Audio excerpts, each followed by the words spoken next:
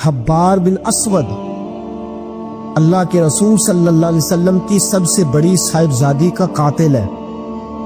حضرت زینب رضی اللہ تعالی عنہ آ رہی تھی مکہ سے مدینہ کی طرف، اس نے نیزہ مارا، آپ گر گئیں۔ بطن اطہر میں اولاد تھی، بچہ ضائع ہو گیا، شدید بیمار رہنے کے بعد وصال کر گئیں۔ فتح مکہ کے بعد حبار بن اسود چہرے پہ نقاب ڈال کے آیا، باپ کلیجے پہ ہاتھ رکھ کے بتائے نا بیٹی پیاری کتنی ہوتی ہے۔ باپ ذرا کلیجے پہ ہاتھ رکھ کے بتائے کہ بیٹیاں جگر کا چین ہوتی ہیں، بیٹیاں سکون ہوتی ہیں، بیٹی باپ کو کتنی پیاری ہوتی ہے۔ بیٹی کا قاتل سامنے کھڑا ہو گیا، چہرے پہ نقاب ڈالا ہے، کہتا یا رسول اللہ صلی اللہ علیہ وسلم بہت بڑا دشمن بھی آ جائے تو آپ معاف کر دیتے ہیں۔ جاگ رہے ہیں آپ لوگ؟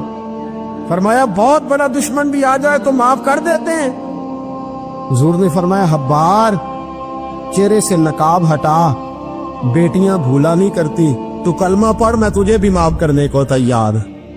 فرمایا ہٹا چہرے سے نقاب، کبھی بیٹیاں بھی کسی کو بھولی ہے لیکن تو کلمہ پڑھ صحیح، میں تجھے بھی معاف کرنے کو تیار ہوں۔ اگر اتنا بڑا قاتل معاف ہو سکتا ہے تو چچا کیوں نہیں معاف ہو سکتا؟ تائے کو معافی کیوں نہیں مل سکتی؟ ماما جی کو معافی کیوں نہیں مل سکتی؟ سسر کے ساتھ سلوک کیوں نہیں ہو سکتا؟ آپ اپنے برادر نسبتی کے ساتھ محبت کیوں نہیں کر سکتے؟ کیوں ان ساری محبتوں کو فروغ دیا کیوں نہیں جا سکتا؟ اگر قاتل کے ساتھ ظالم کے ساتھ صلح ہو سکتی ہے، اگر ابو جہل کا بیٹا اکربا کلمہ پڑھنے آئے اور میرے رسول منبر پہ کھڑے ہو کے استقبال فرمائیں اور صحابہ کہیں یا رسول اللہ وہ تو کافر اور دشمن کا بیٹا ہے، فرمایا پہلے دشمن کا بیٹا تھا، آج تو مومن بن کے کلمہ پڑھنے آیا۔ وہ پہلے کی بات ہے، استقبال کیا جا رہا ہے۔ عزیز دوستو، تیسری بات یہ ہے کہ معاف کریں، اور چوتھی بات یہ ہے جب کوئی معافی مانگنے آ جائے نا پھر اس کو معاف بھی کر دے۔ جڑے گا معاملہ تب بھی، معافی دیں بھی اور معاف جی بڑا مشکل معاملہ ہے۔ لڑائی ہو گئی، جھگڑا ہو گیا، اچھا پہلے کئی دفعہ سلام لے لیتے ہیں، ہمارا ماحول بڑا جی پہلے سلام دعا ہو جاتی ہے، لیکن بیٹے کی شادی کا کارڈ بھیج دیا تو کارڈ واپس کر دیا، میں نے منگنی نہیں سدیا تو میں نہیں آؤں گا۔ واہ جی واہ، بھائی منگنی پہ آپ کا آنا کوئی ضروری تھوڑا تھا، جب گھر والے کا دل کرے بلائے۔ پھر وہ ساری برادری کو لے کے دروازے پہ گیا، پر پھوپھی کہتی ہے میں آتی ہی نہیں، ماما جی کہتے ہیں تو جو مرضی کر لے، یہی تو موقع آیا ہے۔ حدیث سناؤں، اتنے سخت لفظ، اتنے سخت، رحمت للعالمین رسول اتنے ناراض نظر آتے ہیں۔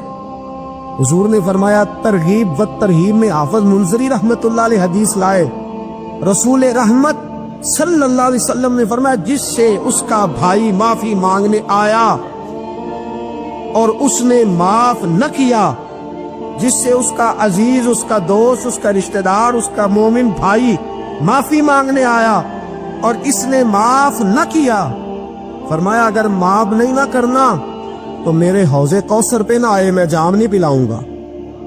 حوض کوثر پہ بالکل نہ آئے، مجھ سے جام کا مطالبہ نہ کرے، سخت گرمی کے ماحول میں میں نہیں جام پلاتا، اگر مجھ سے جام لینا ہے میرے ہاتھوں سے تو جب بھی کوئی معافی مانگنے آئے فوراً معاف کر دیا کرو، جب بھی کوئی۔ اور معافی بندے کے لیے نہیں دینی، اللہ کی رضا کے لیے دے دی۔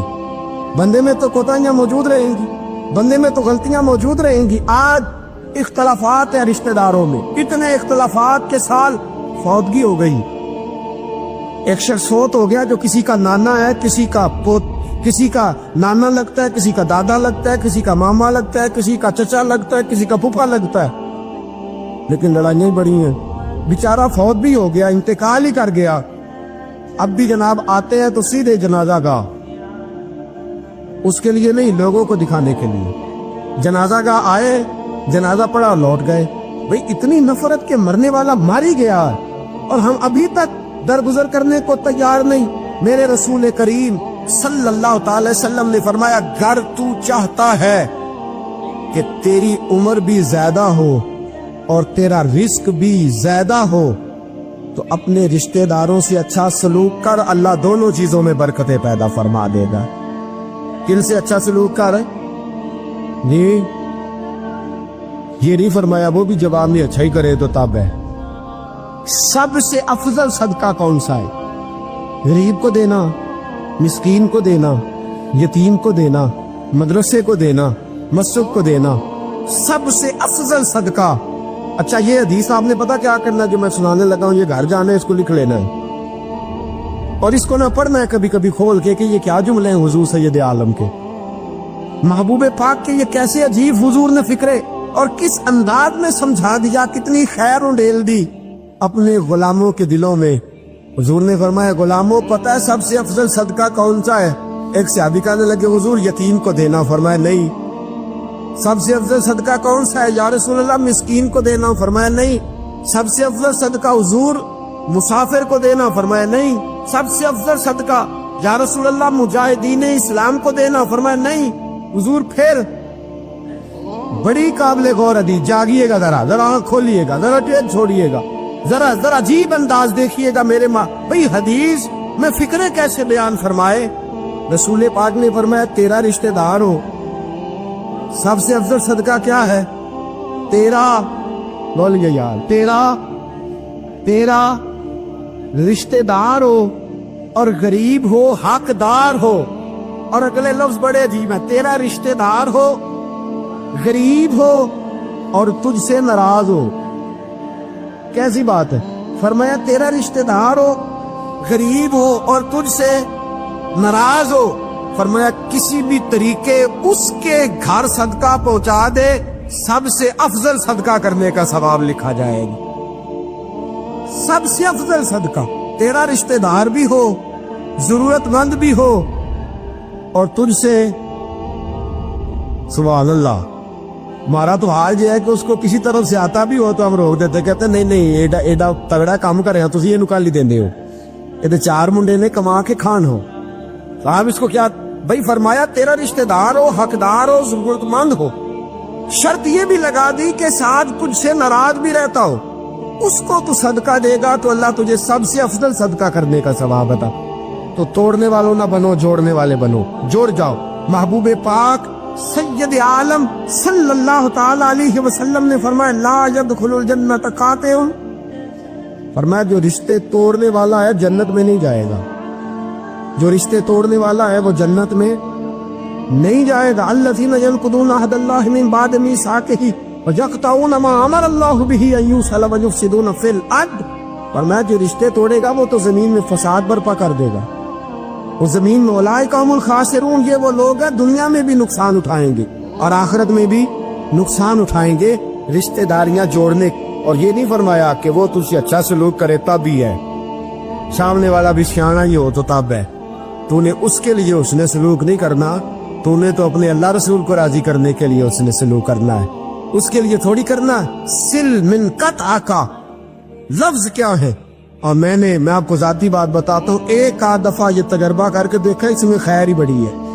فرمایا سل من قطع کا، حضور نے فرمایا اس کے ساتھ جوڑ جو تیرے ساتھ توڑتا ہے، اس کے ساتھ جوڑ جو تیرے ساتھ توڑتا ہے نا، نفرت کرتا اس سے پیار کر، اور جو تجھے اذیت دیتا اس کی خدمت کر، اور جو تیرے ساتھ زیادتی کرتا ہے تو اس سے محبت کر۔ اصل پیار تو یہ ہے، جوڑنے والے سے تو سارے جوڑ لیتے ہیں، محبت کرنے والے سے تو سارے محبت کر لیتے ہیں، ورنہ سل من قطع کا، اس کے ساتھ جوڑ جو تیرے ساتھ توڑے، جو نفرت کرے اس سے پیار کر، پھر تیرے ضعف کا پتہ چلے گا، پھر تیرے حوصلے کا پتہ چلے گا، پھر تیری دلیری سمجھ میں آئے گی۔ تو دوستو جوڑنے والے بن جائیں، پیار کرنے والے بن جائیں، نفرتیں نہیں محبتوں کو فروغ دیں۔ اگر یہی کام ہوتا، میں کہا کرتا ہوں اگر دولت بڑی پیاری ہوتی نا تو سب سے زیادہ سیدہ فاطمہ کے گھر ہوتی، اگر یہ کوئی بہت اعلیٰ چیز ہوتی تو یہ تو وہ والا گھرانہ ہے کہ 3 دن چولہا نہیں جلا، اور کنز المال میں وہ لفظ موجود ہے کہ حضرت ابو ہریرہ فرماتے ہیں کہ اونٹ کے بالوں کی بنی ہوئی چادر سیدہ فاطمہ نے اوڑھی ہوئی تھی، اونٹ کے بالوں کی بنی ہوئی چادر، اور وہ چکی پیس رہی تھی، چکی چلا رہی۔ کہتے حضور نے دیکھا تو نبی پاک کی آنکھوں میں آنسو ضرور آئے، اور پتہ محبوب نے کیا فرمایا؟ یہ کنز المال میں موجود ہے۔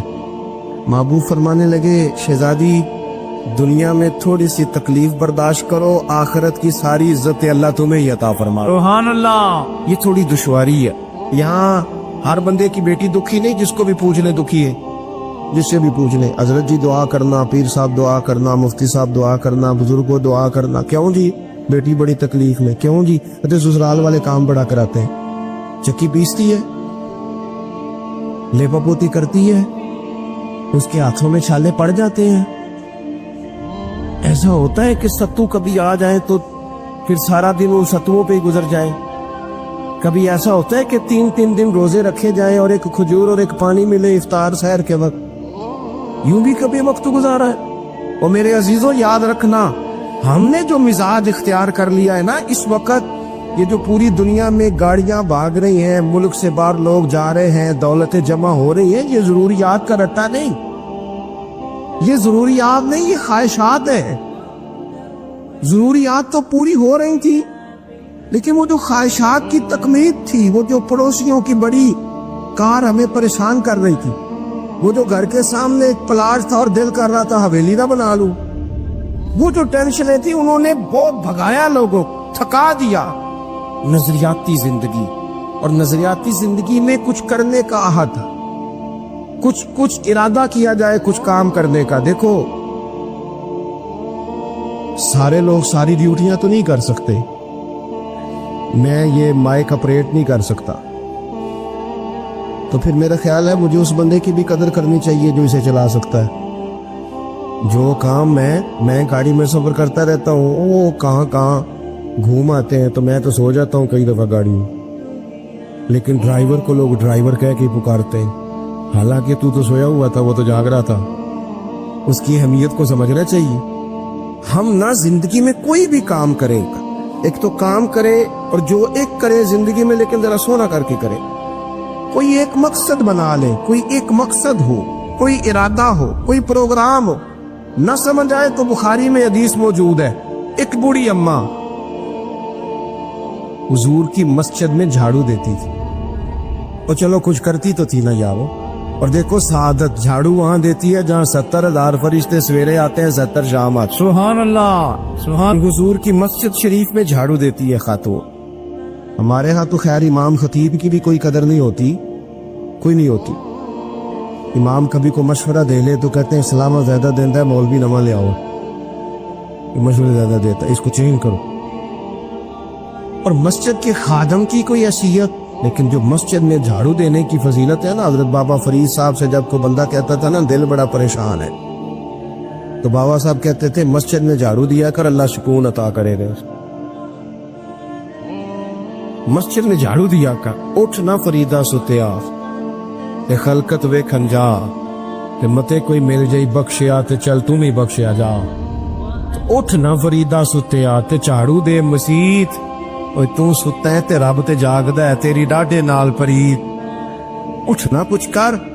وہ خاتون چلو کوئی کام تو کرتی تھی نا، دیکھو نا گلی سے گزرتے ہیں لوگ، اب کھڈا ہے، سب کا موٹر سائیکل گاڑی سب تنگ ہوتے، جو بندہ بھی گزر رہا ہے نا روڈ پہ وہ تبصرہ کر رہا ہے، تو دیکھو بلدیہ والے صحیح نہیں کرا، تبصرہ جو سارے کرتے ہیں، ایک کئی تے ایک دابڑا، 2 بندے درکار ہیں، راستہ ٹھیک ہو جاتا ہے، پر اتنی محنت کرنے کو کوئی تیار، کیونکہ ہمارے ملک میں جو شے سب سے عام ہے وہ تبصرہ ہے۔ تبصرہ کرو صبح شام جتنا ممکن ہے، تبصرے کرو، ڈیوٹی یہی ہے ہماری۔ وہ خاتون مسجد شریف میں جھاڑو دیتی تھی، کوئی زندگی کا مقصد تو بنایا، کوئی نظریہ تو ہے۔ صحابہ نماز پڑھ کے چلے جاتے، خاتون جھاڑو لیتی، حضور کی مسجد شریف میں جھاڑو دیتی، بیمار ہو گئی، قربان جائے، حضور تیمارداری کے لیے تشریف لے گئے، رات کو انتقال ہو گیا، ٹھنڈ کا موسم تھا، حضور کا حکم ہے جلدی تدفین کر دو، صحابہ نے تکلیف دینا مناسب نہ جانا، اس خاتون کی تدفین کر دی۔ سارا کچھ جاننے والے رسول جو فرش پہ کھڑے ہو کے عرش کی خبریں دے، وہ تشریف لائے اور آ کر کے پوچھا خبر کیوں نہیں دی مجھے؟ اس بوڑھی کے جنازے کی بھوک، کوئی کام تو کرتی تھی نا، کوئی ڈیوٹی تو کی نا، خبر کیوں نہیں دی؟ ویسے تو وارث جنازہ پڑھ دے تو دوسرا جنازہ جائز نہیں ہو، وارثوں نے نہ پڑھا ہو تو دوسرا جنازہ پڑھا جا سکتا ہے، हुजूर तो खुद वारिस है ना सारी उम्मत के। हाय हाय बेशक। तो रसूल करीम कब्र पे खड़े होके फरमाने लगे सफे बनाओ, मैं दोबारा जनाजा पढ़ाऊंगा। सुभान अल्लाह। मैं दोबारा जनाजा पढ़ाऊंगा। क्यों? जिंदगी में कोई खिदमत तो है ना, कोई ड्यूटी तो है ना। पहले तो हम कुछ करते नहीं, और अगर करते भी हैं तो सिर्फ दूसरों का ध्यान ही रखते हैं। दूसरों पर तवज्जो होती है कि फलाना फलाना। भाई आप अपना काम करें, कुछ जिंदगी में कर गुजरे, कोई ड्यूटी करे। अगर जिंदगी नजरियाती होगी, देखो ढेर सारे लोग होते हैं, नाम मेरा शायद आएगा कि मदरसा इन्होंने बनाया है, मस्जिद इन्होंने बनाई, मेरा ही नाम आएगा अगर कहीं मैं बनाऊंगा। लेकिन जमीन देने वाले का भी एक किरदार होता है, उसमें नक्शा नवीस का भी एक किरदार होता है, उसमें एक ईंट खर्च करने वाले का भी किरदार होता है। फिर वो काम खत्म नहीं होता। सरिया, वो लेंटर डालने वाले जो होते हैं, उनमें जो सरिया बांधने वाला है वो भी एक कीमती किरदार रखता है। फिर कहते हैं इलेक्ट्रिशियन को भी बुलाओ। फिर यहाँ भी काम खत्म नहीं होता। फिर और उसके गिर्द ढेर सारे लवाजमात है। जो बंदा जो किरदार अदा कर, आलिम अगर किताब लिख भी दे तो हो सकता है किताबत न कर सके, और अगर कातिब भी हो तो हो सकता है उसे पब्लिश न कर सके। तो ये कुछ ना कुछ खिदमत, कुछ ना कुछ ड्यूटियां। हजरत मौला अली शेर खुदा ने छोटी उम्र में कहा था, या रसूलल्लाह दीन की मदद भी करूंगा, आपकी हिफाजत भी करूंगा। 63 साल उम्र पाई और हर मैदान में अगली सबों में, हर मैदान में अगली सबों में, हर मैदान में अगली। हुजूर से वादा किया था, या रसूलल्लाह ड्यूटी करेंगे, खिदमत करेंगे। हमारे यहाँ तो मनसूबा बंदी हो रही है। इमाम गजाली से आके किसी ने कहा हुजूर को बंदा मुखलिस मिलता ही नहीं, ये भी गलत हो गया, वो भी गलत हो गया। तो इमाम साहब फरमाने लगे चल तू ही मुखलिस हो जा, तेरी शक्ल में तो कुछ लोगों को मुखलिस बंदा मिल जाए, तो कुछ कर तो सही ना, सिर्फ तबसरे। हजरत मौला कायनात ने उम्र मुबारक सारी दीन की खिदमत में लगाई। तो जब 63 साल की उम्र में खंजर लगाना, तो लोग तो कहते हैं ना मेरे पुत्र का ध्यान रखना और मेरे बच्चों का ख्याल करना और फलानी ड्यूटी करना। तो जब खंजर लगा तो हजरत अली क्या कह रहे थे? फरमा रहे थे मुझे काबे की रब की कसम, अली तो कामयाब हो गया है। ये देखो पानी परन सहेलियां ते रंगा रंग खड़े ते परया ते उसता जानी है ना जिसदा तोड़ चढ़े। फरमाया देखो मैंने कोई इरादा किया था, आज मैं कामयाब हुआ। तो नजरियाती जिंदगी होती है ना, नजरियाती। फिर बंदा थोड़ी सी तकलीफ भी सह लेता है। कोई काम कर रहा है ना बंदा, सही बुखारी में हदीस है, एक खातून ने आके अर्ज किया था, या रसूल अल्लाह सल्लल्लाहु अलैहि वसल्लम मुझे मिर्गी का मर्ज है, बड़ी तकलीफ में वो। अल्लाह के महबूब अलैहिस्सलाम सब के लिए दुआ करते, बल्कि हुजूर तो दस्ते शिफा फेरते तो अल्लाह करम फरमा देता। लेकिन नबी पाक सल्लल्लाहु अलैहि वसल्लम की खिदमत में अर्ज की, या रसूल अल्लाह सल्लल्लाहु अलैहि वसल्लम मिर्गी है। तो आज हुजूर ने अनोखी बात की। वो पीछे साहबजादा बशीर साहब तशरीफ लाए, आगे तशरीफ ले आए। नबी पाक सल्लल्लाहु अलैहि वसल्लम ने ना जी आज नजरिया समझाया। तवज्जो है आप दोस्तों की मेरी बात पर। हुजूर फरमाने लगे अगर तू कहे तो मैं दुआ करता हूं अल्लाह शिफा दे देगा, और अगर तू करे सब्र, माना क्या है, मिर्गी के साथ ही गुजारा करे। अगर करे सब्र तो फिर मेरा वादा है रब जन्नत अता करेगा। वैसे हम पीर साहब के पास, सैयद साहब के पास, बुजुर्गों के पास जाएं, पीर साहब हमें कहे कि गोड़ा ठीक कराना है दर्द के या जन्नत चाहिए, साडा की जवाब है ए गोडे दा कुछ करो ना जी, इस होड़ नहीं देना, यही जवाब है ना। लेकिन नजरियाती लोग नजरियाती होते हैं। नबी पाक सल्लल्लाहु अलैहि वसल्लम ने फरमाया कि तू बता, अगर तू कहे तो दुआ करता हूं अल्लाह शिफा दे देगा, और अगर सब्र करे तो फिर तेरे लिए जन्नत है। उस खातून ने एक मिनट नहीं लगाया सोचने पे, ये नजरियाती लोग होते हैं। अर्ज की या रसूल अल्लाह आप दुआ कर दे रब मुझे जन्नत ही अता करे। सुभान अल्लाह। क्या मतलब कि मैं गुजारा कर लूंगी मिर्गी के साथ, सब्र करूंगा, मुझे अल्लाह जन्नत दे। हुजूर ने दुआ कर दी। खातून अर्ज करने लगी हुजूर जब मिर्गी होती है तो जिसम से कपड़ा हट जाता है, हया आती है, खातून हूँ, औरत हूँ, तकलीफ महसूस करती हूँ। महबूब ने दुआ कर दी। सहाबा कहते हैं जितनी भी मर्गी मिर्गी होती थी उसके कपड़े नहीं जिस्म से हटते थे, जितनी मर्जी भी हो कपड़ा कायम रहता था। देर तक वो बूढ़ी अम्मा जिंदा रही। خواتین ایک دوسرے سے کہا کرتی تھی کسی نے جنتی دیکھنی ہے تو اس بی بی کو دیکھو، اسے دنیا میں حضور نے جنت کی بشارت ہے۔ نظریہ ہوتا ہے، نظریہ۔ ویسے آنا جانا، تصویریں بنانا، گھومنا پھرنا، پلاننگ کرنا چلتا رہتا ہے، لیکن جو نظریاتی لوگ ہوتے ہیں انہیں ذرا تھکاوٹ بھی تھوڑی ہوتی ہے۔ نظریے کے لیے کام کر رہے ہیں نا، وہ بھاگتے ہیں، ان کا بھاگنا انہیں تھکاتا نہیں۔ جب آپ نظریاتی ہیں تو صبح قیامت پہ نظریاتی اور غیر نظریاتی لوگوں کا نتیجہ کیا ہے؟ یوم نحشر المتقین الی الرحمن وفدا۔ اللہ فرماتے ہیں یہ جو متقی ہوں گے نا، انہیں رب کی بارگاہ میں پیش کیا جائے گا قیامت میں، پر مہمان بنا کے پیش کیا جائے گا۔ ان کا میزبان رب ہوگا، چونکہ انہوں نے زندگی تقوی میں گزاری، محتاط وقت گزارا۔ وَنُسُوقُ الْمُجْرِمِينَ إِلَىٰ جَهَنَّمَ وِرْدًا، اور یہ جو مجرم ہیں جنہوں نے جرم کیے، من پسند زندگی گزاری، فرمایا انہیں پیاس سے ہانک کے دوزخ میں پھینک دیا جائے، پیاس سے ہانکے جائیں گے جہنم کی طرف۔ اپنی زندگی میں کچھ ارادہ کریں، دیکھیں دھوپ چھاؤں آئے گی۔ وہ ہمارے یہاں کچھ لوگ کہتے ہیں دوکھی بڑے ہیں جی، ہنسے کیسے؟ تو میں کہا کرتا ہوں کہ اتنی تکلیفیں کسی کو نہیں آئیں جتنی حضور کو آئی ہیں۔ پر آپ فرمان پڑھیں، حضرت حارث بن عبداللہ کہتے ہیں میں نے تو مدینے والے محبوب کو جب بھی دیکھا ہے مسکراتے دیکھا ہے۔ سارے کام 7 سال چلتے ہیں، لیکن اپنی زندگی میں کوئی مقصد ہونا۔ یہ جن بزرگوں کے ہم آراس میں آتے ہیں نا، انہوں نے کوئی مقصد حیات بنایا۔ یہ مت سمجھنا کہ ساری زندگی پھولوں پہ گزری، یہ اس وغیرہ یہ سارے کام بعد میں ہوتے ہیں، ورنہ ڈھیر سارے صوفیاء ایسے ہیں جنہوں نے روڑے کھا کے وقت گزارا، بڑے ٹھیک ٹھاک روڑے کھائے، بڑی تکلیفیں برداشت کی، اور ان کی اگر آپ تاریخ پڑھیں گے تو بڑا کچھ ان کے ساتھ کیا گیا، بڑے معاملات ہوئے۔ ایسا نہیں یہ شہادت گاہ الفت میں قدم رکھنا لوگ آسان سمجھتے ہیں مسلمان ہونا، یہ بڑا مشکل کام ہے، اس سے ہو کے گزرنا پڑتا ہے۔ لیکن ڈیوٹی کریں، کوئی کام کریں، کچھ اپنے ذمے لے۔ یہ جو ہم وقت گزار رہے ہیں نا جی، آپ یہاں کو بیٹھے کہتے ٹائم پاس کر رہا ہوں، تو میں کہتا ہوں اتنا ٹائم کہاں سے آیا جو آپ کو پاس کرنا پڑا؟ بہت سارے لوگ کہتے ہیں جی میں بور ہو رہا ہوں، تو میں کہتا ہوں یار بور ہونے کا ٹائم بھی تو ہونا چاہیے نا بندے کے پاس۔ آپ کے پاس ٹائم زیادہ ہے اس لیے بور ہو رہے ہیں، ہمیں تو ٹائم ہی نہیں ملتا بور ہونے کا۔ تو جب کوئی کام کرنا ہے آپ نے، جب آگے بڑھنا ہے، کچھ مقاصد حسنہ حاصل کرنے، کچھ امور خیر سر انجام دینے، پھر زندگی میں ان کو طے کریں اور ان پر کام شروع کر دیں۔ رکھا حضرت فاطمہ کی بھی 6 اولادیں با اختلاف روایات بیان کی گئی ہیں، 3 بیٹے تھے اور 3 بیٹیاں تھیں۔ 3 بیٹے تھے، امام حسن، امام حسین اور امام محسن۔ امام محسن کا جلدی انتقال ہو گیا چھوٹی عمر میں، اس لیے زیادہ تذکرہ نہیں۔ باقی 2 شہزادیاں بھی ذرا جلدی رخصت ہو گئی، جناب زینب موجود رہی، کربلا تک گئی، اس لیے ان کا تذکرہ زیادہ کتابوں میں ملتا ہے۔ حضرت فاطمہ سب سے چھوٹی تھی، نبی پاک کے ساتھ وقت گزارا، قرآن مجید نے اس گھر کی محبت ہم پر فرض قرار دے دی۔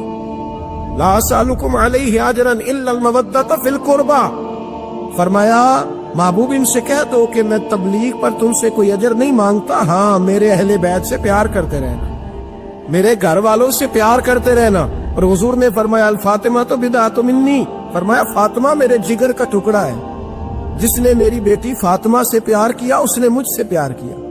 اور یہ بخاری مسلم ہے، مشکات ہے، فرمایا جس نے میری بیٹی سے بغض رکھا اس نے مجھ سے بغض رکھا۔ کل نمازیں پڑھے نا، بالغ ہونے سے لے کر کل نمازیں، بالغ ہونے سے لے کر کل نمازیں پڑھے۔ لو بڑی بات کرنے لگا، بالغ ہونے سے لے کر کوئی نماز قضا نہ کرے، اور جب ہر سال بالغ ہونے کے بعد حج آئے تو حج بھی کرے، ہر سال رمضان آئے تو روزے بھی رکھے، ہر سال زکوٰۃ بھی دے، غریبوں کی مدد بھی کرے، میٹھا بھی بولے، خلوص بھی رکھے، رویے بھی ٹھیک رکھے، پر نبی پاک کے اہل بیت سے پیار نہ کرے، تو ان ساری نیکیوں کے باوجود جب مرے گا تو بے ایمان مرے گا، بے ایمان مرے گا، بے ایمان۔ اور اگر اہل بیت نبوت کے ایمان پر مرے گا تو من مات علی حب آل محمدن مات شہیدا۔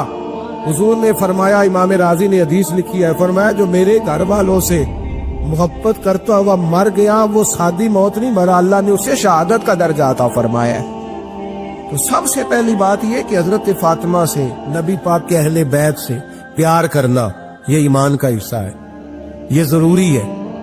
ایک بات یہ ہے کہ ان سے محبت، اور دوسری بات یہ ہے کہ کسی کی محبت جو ہوتی ہے نا، اس کا معنی یہ نہیں کہ آپ کو کسی سے پیار ہو گیا تو آپ اس کے دشمن تلاش کرنے شروع کر دیں، بلکہ جس سے محبت ہوتی ہے تو محب کا دل کرتا ہے کہ میرے محبوب سے ساری دنیا ہی پیار کرے. اب عجیب فلسفہ ہے نا لوگوں کا، اہل بیت سے پیار کرتے ہیں تو سب سے پہلے اہل بیت کے دشمن تلاش کرتے ہیں، اور سب سے پہلے اہل بیت کے دشمنوں پہ گفتگو کرتے ہیں. تو میں کہتا ہوں بڑے بیوقوف ہو، دشمن نہ تلاش کرو، غلام تلاش کرو، پیارے تلاش کرو ان کے. یہ غلط ہے تمہارا انداز فکر. تو جناب فاطمہ الزہرا سے حضور نے بڑی محبت کی. حضرت خدیجہ الکبریٰ رضی اللہ تعالیٰ عنہ فرماتی ہیں کہ بڑا پیار کیا نبی پاک علیہ السلام نے حضرت فاطمہ سے. چھوٹی تھی نا. ادھر حضرت عائشہ صدیقہ کہتی ہیں کہ نبی پاک نے بڑی محبت فرمائی. مشکات میں حدیث ہے، کسی نے حضرت فاطمہ الزہرا حضرت عائشہ صدیقہ سے پوچھا، سچے باپ کی سچی بیٹی، صدیق کی بیٹی صدیقہ. کسی نے پوچھا کہ عائشہ حضور علیہ السلام کو سب سے زیادہ محبت کس سے تھی؟ تو حضرت عائشہ فرمانے لگی پوچھنے والی بات ہی کوئی نہیں، حضور سب سے زیادہ سیدہ فاطمہ سے پیار کرتے تھے. تو کہا پھر یہ بتائیں کہ مردوں میں حضور کو سب سے زیادہ پیار کس سے تھا؟ فرمایا یہ بھی پوچھنے والی کوئی بات نہیں، فاطمہ کے شوہر مولا علی سے. یہ حضرت عائشہ صدیقہ بیان کرتی ہیں ان کے شوہر سے. اب لوگ نا ترازو لے کے بیٹھے رہتے ہیں اور تولتے رہتے ہیں. پیر سید فیض الحسن شاہ صاحب آلو مہاروی رحمت اللہ علیہ، ان کے پاس بھی ایک بندہ چلا گیا تو اس نے کہا جی بتائیں حضرت عائشہ افضل ہے کہ حضرت فاطمہ؟ تو آپ فرمانے لگے تجھے یہ سوال ہی نہیں کرنا چاہیے تھا، اس لیے کہ تیرے اور میرے پاس کوئی ترازو موجود ہے. اس نے کہا جی نہیں آپ بتائیں، بتانا پڑے گا. آپ فرمانے لگے نہیں بتاتا. کہنے لگا نہیں بتائے. فرمانے لگے چل میں ایک بات بتا دیتا ہوں، فیصلہ گھر جا کے کر لینا. اس نے کہا بتائیں. آپ فرمانے لگے کہ عائشہ بیٹی ہے ابو بکر صدیق کی اور فاطمہ بیٹی ہے نبی پاک کی. تو فرمانے لگے کہ ابو بکر کی جو بیٹی ہے نا وہ نبی پاک کی بیٹی سے افضل نہیں ہو سکتی. اور پھر فرمانے لگے کہ فاطمہ زوجہ ہے مولا علی کی اور عائشہ زوجہ ہے مصطفیٰ کریم کی. تو فرمانے لگے جو علی کی بیوی ہے وہ نبی کی بیوی سے افضل نہیں ہو سکتی. تو وہ کہنے لگا جی نتیجہ کیا ہے؟ فرمایا گھر جا کے نکال لینا. نتیجہ تو گھر جا کے نکال، یہاں ترازو پکڑ کے نہ بیٹھ. ہاں جو حضرت عائشہ نے کہا اس پر غور کر. حضرت عائشہ خود گواہی دیتی سب سے زیادہ حضور حضرت فاطمہ سے پیار کرتی. چھوٹی عمر تھی تو جناب خدیجہ انداز دیکھیے گا بیٹی کی محبت کا. حضرت خدیجہ فرماتی ہیں حضور جب گھر آتے نا تو دروازے پہ کھڑے ہو کے اونچی آواز میں فرماتے السلام علیکم. کہتے حضور نہ سلام لیتے، میں جواب دیتی اپنے گھر حضور آئے ہیں پر نبی پاک دروازے پہ ہی کھڑے ہیں. فرماتی ہیں کھڑے رہتے حضور، میں پھر تھوڑا ہنستی اور پھر میں کہتی فاطمہ سنتی ہو؟ اماں جی سنتی ہوں. فرمایا تمہارے ابا آ گئے ہیں دروازے پہ. تو فرماتی ہیں جناب فاطمہ وہاں سے دوڑ کے آتی اور رسول کریم کا دروازہ کھولتی، پھر نبی پاک کو انگلی سے پکڑ کے اندر لاتی. فرماتی جب تک وہ جاتی نہیں اللہ کے رسول دروازے پہ کھڑے رہتے. وہ انگلی پکڑ کے لاتی، پھر رسول کریم انہیں گود میں بٹھا لیتے. فرماتے وہ چھوٹی چھوٹی باتیں پوچھتی اور حضور ان کے بڑے بڑے جواب دیتے. وہ چھوٹی چھوٹی باتیں، بچپن کی ایک بات لکھی ہے ہمارے محدثین نے. ایک دن چھوٹی عمر میں، بالکل چھوٹی عمر میں حضرت فاطمہ نے پوچھا یا رسول اللہ میں اپنے رب کو کب دیکھوں گی؟ اللہ اکبر، عمر چھوٹی اور بات بڑی کر دی. میں کب دیکھوں گی؟ تو حضور نے فرمایا فاطمہ بڑی جلدی رب کریم تمہیں جنت میں لے جائے گا اور ساری جنتی عورتوں کی سردار بنائے گا اور پھر میرا رب تجھے اپنا دیدار بھی کرائے گا. جناب فاطمہ تو زہرا رضی اللہ تعالیٰ عنہا چھوٹی چھوٹی باتیں کرتی. حضرت خدیجہ کہتی ہیں جب چلی جاتے نا حضور تو میں پھر بلاتی، میں کہتی ادھر آنا فاطمہ، کیا باتیں کر رہی تھی اپنے ابا سے؟ تو کہتی پھر وہ مجھے بتاتی بھی اور راضی بھی ہوتی. یہ سلسلہ آخر تک چلا. یہ حضرت فاطمہ سے راز کی باتیں کرنا حضور کا آخر تک چلا. بخاری مسلم میں حدیث، وہاں راوی حضرت خدیجہ ہے، یہاں راوی حضرت عائشہ صدیقہ ہے. جناب عائشہ صدیقہ کہتی ہیں حضور کے وصال ظاہری سے کچھ دن پہلے خود نبی کریم علیہ السلام نے حضرت فاطمہ الزہرا کو بلایا اور جب وہ آئیں تو کہتی ہیں ان کو میں نے آتے دیکھا تو میں نے پھر حضور کو ان کے استقبال کے لیے کھڑے ہوتے بھی دیکھا. پھر حضور نے ان کا ماتھا چوما، جہاں بیٹھے تھے وہاں بٹھایا पहलू में बैठ गए और फरमाती है फिर बाप बेटी बातें करने लगे। मैं कोई चीज बना रही थी तो जनाब आयशा कहती है मैंने देखा कि हुजूर ने उनके कान में कोई बात कही तो जनाब फातिमा रोने लग गई। फिर हुजूर ने कान में कुछ कहा तो वो मुस्कुराने लगी। कहती है हुजूर वो बात करके तशरीफ ले गए, फातिमा भी बैठी थी, मैं आई, मैंने आके कहा कि फातिमा बताओ नबी करीम अलैहिस्सलाम ने आपसे क्या कहा, कभी हंसती थी कभी रोती थी, तो फरमाया हुजूर ने मना किया, ये मेरा और मेरे नबी का राज है, मैं हुजूर की हयात ज़ाहिरा में ये बात किसी को बता नहीं सकती। फरमाती है कि फातिमा से तो मैंने पूछ लिया पर हुजूर से पूछने की तो जरूरत ही नहीं थी ना, लेकिन वो राज की बात थी। कुछ दिन गुजरे तो हुजूर बीमार हो गए, फिर कुछ दिन गुजरे तो हुजूर का विसाल हो गया। फरमाते कुछ अरसे के बाद मैं सैयदा फातिमा ज़हरा से मिली तो मैंने कहा फातिमा वो भेद खोल तो दे, आज तो खोल दे वो राज क्या था। आपको बुलाया गया, फिर आप आई, फिर हुजूर ने बात की, फिर नबी करीम अलैहिस्सलाम के बात करने पर कभी आप रोई कभी आप हंसी, तो ये क्या था। तो कहती है जनाबी फातिमा फिर रोने लगी, कहने लगी हाँ अम्मा जी अब मैं पर्दा खोल देती हूँ, अब मैं राज बता देती हूँ। हुजूर का विसाले ज़ाहिरी हो गया। फरमाने लगी मुझे हुजूर ने बुलाया और मेरे कान में फरमाने लगे फातिमा वक्त थोड़ा रह गया है, अब तेरे वालिद ने जाने का प्रोग्राम बना लिया, अब ना टाइम आ गया है बिछड़ने का। फरमाती है जब मैंने ये बात सुनी तो मैं रो पड़ी, हुजूर आप बिछड़ जाएंगे। कहती है मैं रोई। जरा हदीस के जुमलों पे गौर करना। माती थोड़ी देर गुजरी तो हुजूर ने मेरे कान में कहा फातिमा पुत्र रो ना, बेटे रो ना, मेरे जाने के बाद जो सबसे पहले मेरे पीछे आके मुझे मिलेगी ना बेटी वो तू ही होगी। अल्लाह करे मैं समझा सकूं आपको बात। जब कहा ना कि मैं विसाल करूंगा तो रो पड़ी, और जब कहा ना मेरे बाद तेरा भी जल्दी विसाल हो जाएगा तो हज़रत फातिमा ने हंसना शुरू कर दिया। क्या प्यार है मेरे महबूब अलैहिस्सलाम के साथ जनाबे फातिमा का। उनके विसाल की खबर सुनी तो रो पड़ी और अपने की सुनी तो हंस पड़ी। और फिर हुजूर ने कहा फातिमा तुझे ये भी पता है ना कि अल्लाह तुझे जन्नती औरतों का सरदार बनाएगा, ये भी तुझे पता है। तो जनाबे फातिमा ज़हरा के साथ शुरू से लेकर आखिर तक मेरे रसूल करीम अलैहिस्सलाम की मोहब्बत रही, प्यार रहा। और जनाबे फातिमा का जो हुजूर से प्यार था, एक है बाप का शफकत करना और एक है बेटी का फिर अपने बाप से। बोलिए कि बेटियां जो होती हैं ना इनका भी रवैया को अनोखा होता है सारी दुनिया से, अनोखा। मैं कभी कभी कुछ ऐसी बातें करने को दिल कर जाता है कि जो कर गुजरते हैं। एक साहब मुझसे एक दिन कहने लगा दर साहब बड़ी मुश्किल में और इतना कठिन वक्त आ गया कि कोई हाल ही नहीं। मैंने उनसे कहा कि अपनी अम्मा से दुआ कराओ, मसला ठीक हो जाएगा। कहने लगा अम्मा तो इंतकाल कर गई। तो मैंने कहा बहन से दुआ कराओ। कहने लगा बहन दूर रहती है। तो मैंने कहा फिर बेटी से करा लो। आप यकीन करें अल्लाह के घर में बैठा हूं, रमजान का महीना मुझे तीसरे दिन मिला। कहने लगा हजरत साहब अल्हम्दुलिल्लाह अल्लाह ने मेरी मुश्किल आसान कर दी। कहने लगा ये नुस्खा आपने बड़ा अजीब बताया, पीर तो इस किस्म की बातें नहीं ना बताते। पीरों ने तो आपको पता है दुआएं कैद करके रखते हैं, सिर्फ हमारी कबूल होनी है। कहने लगे हम मेरे उनका मेरे साथ इरादत का रिश्ता है। कहने लगे आप किस तरह के पीर हैं कि आपने मुझे पलट के कह दिया कि अम्मा से, बहन से, बेटी से। तो मैंने कहा असल बात यह है कि मैं कभी थका भी होता हूँ, कभी किसी रंग में भी होता हूँ, और कई दफा अब तो ये हाल हो गया है कि रोना आए भी तो रोते नहीं कि लोग तमाशा ना समझे। कई दफा आंसू छुपाने भी पड़ते हैं कि लोग उसको अदाकारी और फनकारी ही ना समझने लग जाए। तो मैंने कहा ये जो बेटी होती है ना, ये जो बहन होती है, ये जो माँ होती है, इसको इशारतन भी आप कान में कह देना मुश्किल में हूं तो ये रात को रो रो के मुसल्ला भिगो देती। ये रो रो के दुआ मांगती है बेटे के लिए, भाई के लिए, बाप के लिए। इसका रंग हर बेटी प्यार करती। और यकीन करें कि कलेजा ठंडा हो जाता है जब बेटियां छाती पे लेटती हैं तो लुत्फ आता है कि अल्लाह करीम ने इस नन्ही सी कली में क्या ठंडक रखी है कि सारे दिल का जो है बोझ इसने हल्का कर दिया। तो बताइए फिर मेरे नबी पाक की शहजादी की हुजूर से मोहब्बत कितनी हो।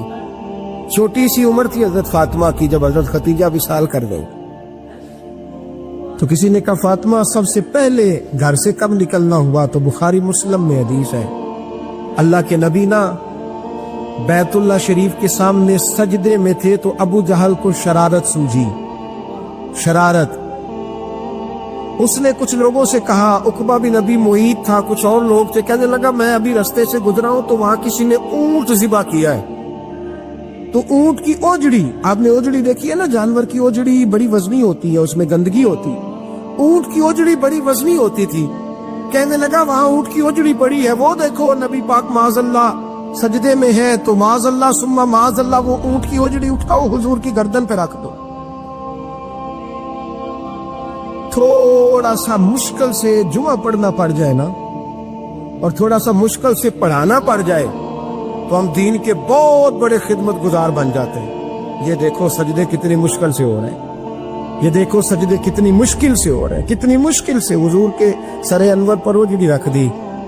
یہ وہ وقت ہے کہ نہ تو چچا ابو طالب ہیں جو پہنچ جاتے، نہ جناب ختیجہ ہے جو بندوبست کرتی، تو کسی نے نہ جناب ختیجہ کے دروازے کے سامنے منہ کر کے کہا کہ محبوب کے گھر والوں حضور کے سر اقدس پر اوجڑی رکھ دی ہے کسی نے، اور حضور سر اقدس اٹھاتے ہیں تو تکلیف محسوس کرتے ہیں۔ جناب فاطمہ کہتی پہلا دیہڑا تھا جب میں چہرے پہ کپڑا ڈال کے نہ تو اپنے بابا کے لیے نکلی، فرماتی پہلا دن تھا، میں حرم کعبہ میں پہنچی، حضور کو سجدے میں دیکھا تو چھوٹے چھوٹے ہاتھوں سے میں نے اوجڑی نیچے گرائی، حضور بولے کچھ نہیں، نہ میں نے کوئی بات کی، میں نے حضور کی انگلی کو تھاما اور میں کنویں پہ لے آئی، حضور بھی نہیں بولے، جناب سیدہ فرماتی میں میری بولی، حضور بیٹھ گئے اور میں کنویں سے پانی نکالنے لگا، میں حضور کی زلفیں دھوتی جاتی اور حضور روتے جاتے، زلفیں دھوتی جاتی اور حضور روتے جاتے۔ پھر حضرت فاطمہ نے جب حضور کی زلفیں دھو لی تو ہاتھ اٹھائے، کہا اے اللہ کہ جنہوں نے میرے بابا کو تکلیف دی ہے نا ان کو برباد کر دے۔ میں رات روایت پڑھ رہا تھا مشکات سے تو میں حیران ہو رہا تھا کہ یہ عجیب منظر ہے، یہ عجیب منظر ہے کہ جب طائف والے پتھر مارے اور نبی کریم علیہ السلام سے حضرت زید بن حارثہ کہ حضور دعا کریں یہ تباہ ہو جائے، تو نبی پاک کہ نہیں زید میں نے نہیں ان کے لیے تباہی کی دعا کرنی، یہ نہیں ٹھیک ہوتے تو ہو سکتا ہے ان کی نسلیں ٹھیک ہو جائیں۔ اور جب احد میں وہ لوگ پتھر مار کے دانت شہید کر دے، حضرت ابوبکر صدیق جیسی ٹھنڈی طبیعت کا آدمی عرض کرے حضور دعا کرے یہ تباہ ہو جائے، تو حضور نے فرمایا اللہم اہد قومی فإنہم لا یعلمون، یا اللہ میری قوم کو ہدایت دے، یہ جانتے نہیں یہ کیا کر رہے ہیں۔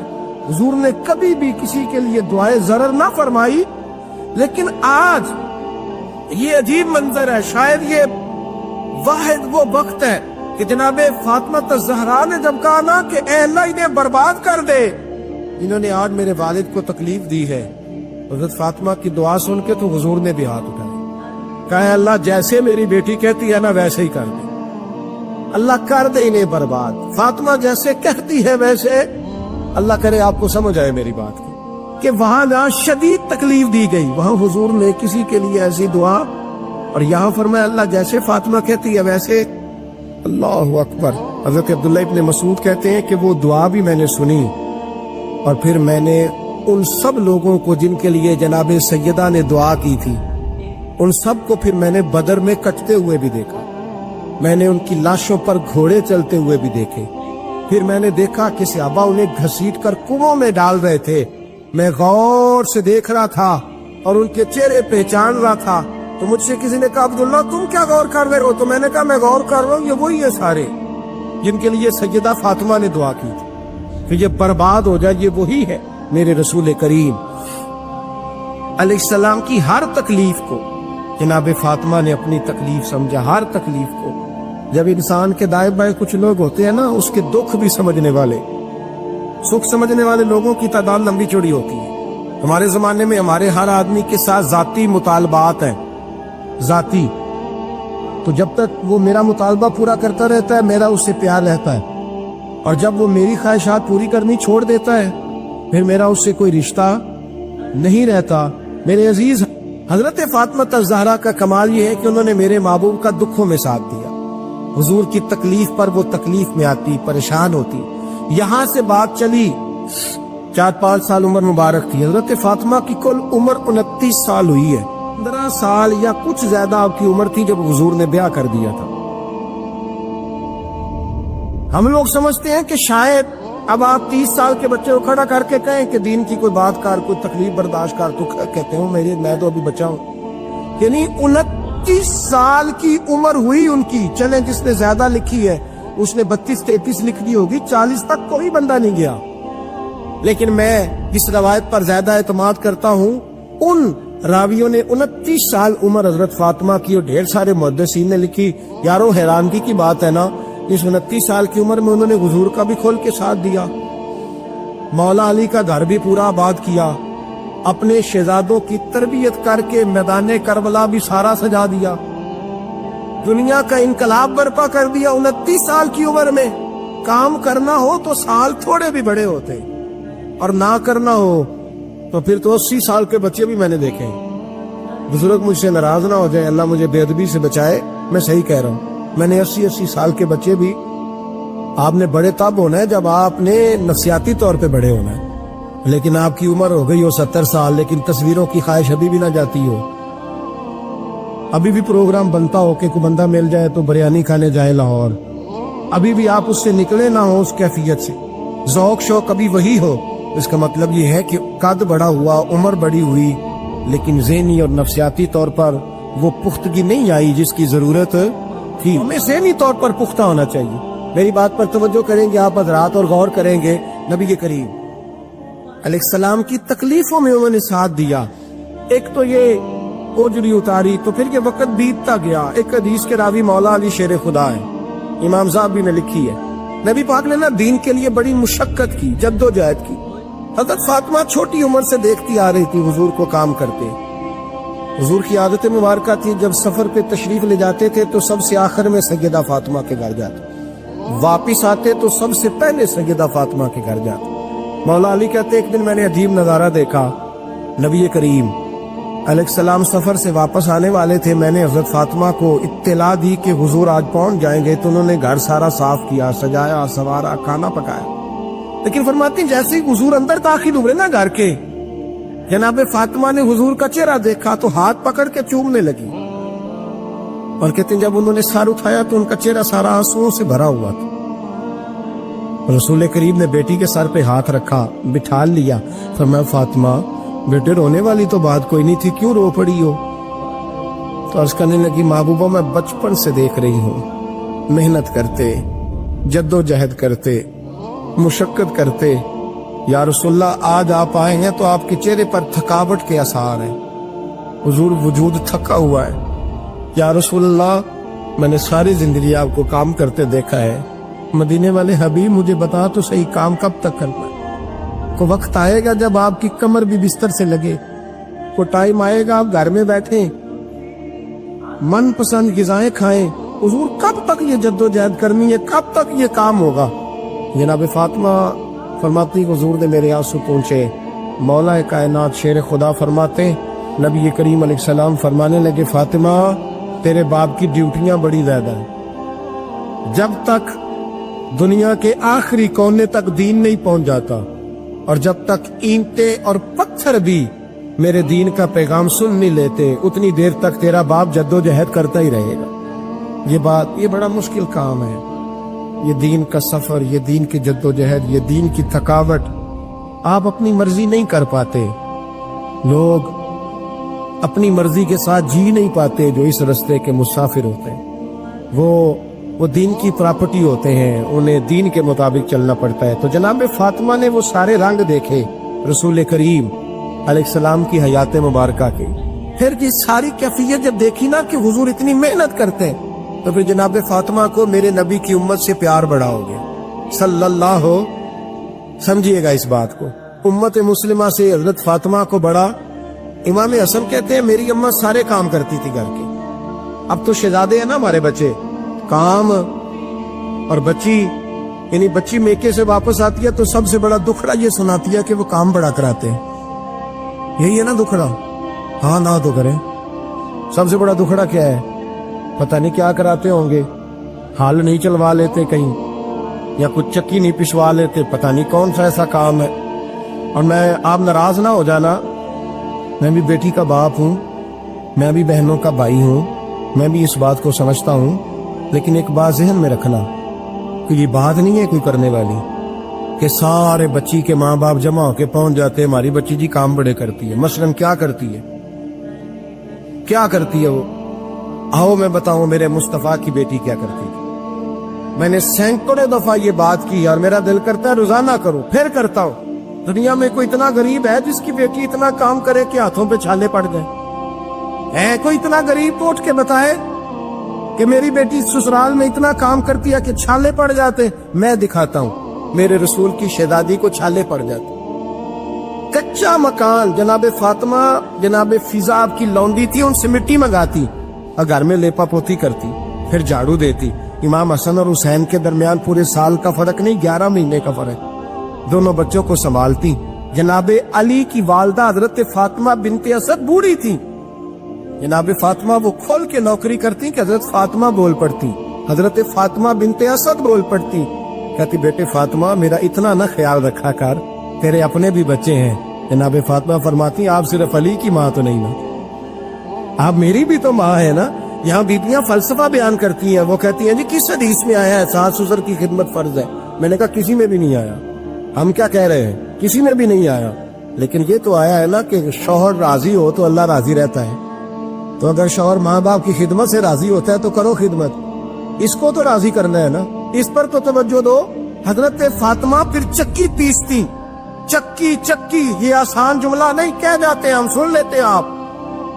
चक्की पीस कर, जौ पीस कर उसका आटा बनाना, फिर बच्चों के लिए खाना पकाना। फिर एक दिन कहने लगे अली आपकी आमदन थोड़ी है, खर्चे ज्यादा, चरखा नहीं ला देते। फातिमा क्या करोगी? फरमाया थोड़ा सा सूद बना लिया करूंगी, तुम बेच आया करना। चलो मैं थोड़ा हाथ बटाऊंगी। ये सारी ड्यूटियां करके हजरत हसन बनवाते हैं। फिर इज्जत वाले रसूल की इज्जत वाली बेटी, फिर शानों वाले नबी की शानों वाली बेटी, फिर पाक महबूब की पाक शहजादी, सारी ड्यूटियां करके रात को मौला अली से कहती अगर आप इजाजत दें तो अल्लाह को राजी न कर लूं।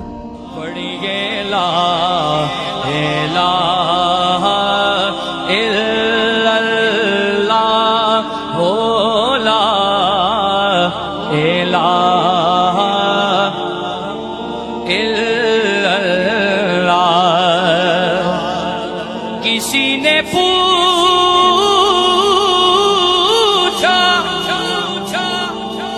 कि जन्नत की कोई कीमत है, तो मुस्तफा ने कहा ला इलाहा इल्लल्लाह हो ला इलाहा इल्लल्लाह हक ला इलाहा इल्लल्लाह